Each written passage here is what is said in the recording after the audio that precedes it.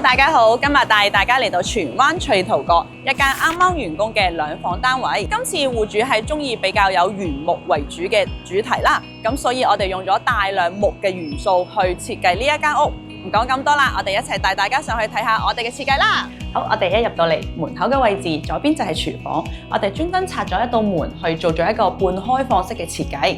側邊做咗一個鞋櫃，咁喺櫃門做咗一個全身鏡嘅設計，咁方便戶主喺出門口嘅時候可以整理嘅儀容啦。廚房嘅空間本身比較大，咁所以我哋改造咗一個三邊嘅櫥櫃設計，咁戶主喺煮嘢食嘅時候都會比較多空間感啦，同埋方便好多。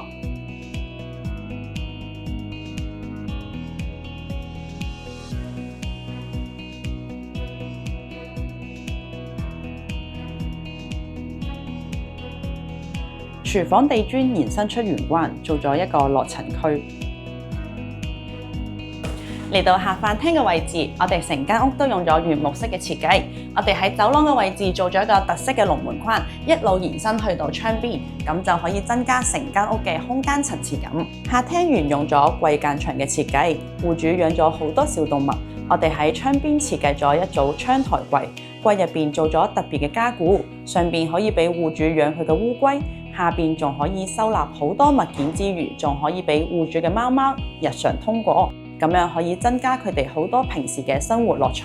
今次我哋特別訂做咗一個帶有儲物功能嘅梳化，同隔離嘅窗台可以連為一體，咁就可以令到成個客廳更加完整。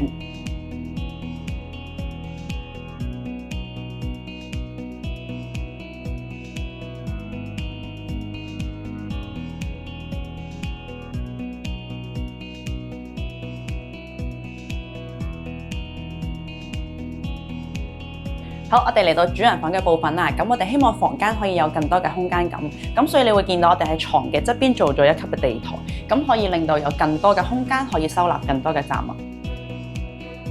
好，床側邊嘅衣櫃，我哋都專登留多咗一個空間，可以當床頭櫃咁使用。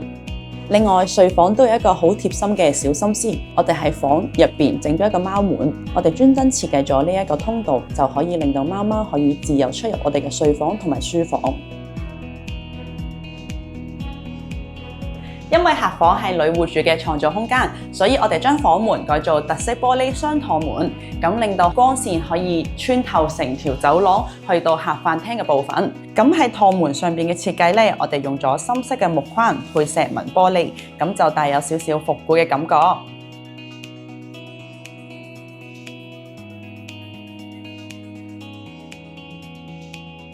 好，最後我哋嚟到浴室嘅部分，咁可以見到個地櫃呢，我哋做咗一個凌空嘅效果。咁其實地櫃同埋地面呢，個空間呢都係特別高嘅，咁就可以方便戶主係可以擺放個貓砂盤啦。原有嘅企缸我哋改做日式嘅浴缸，牆身鋪咗特色嘅瓷磚，配咗玫瑰金嘅配件，復古得嚟呢又幾有格調。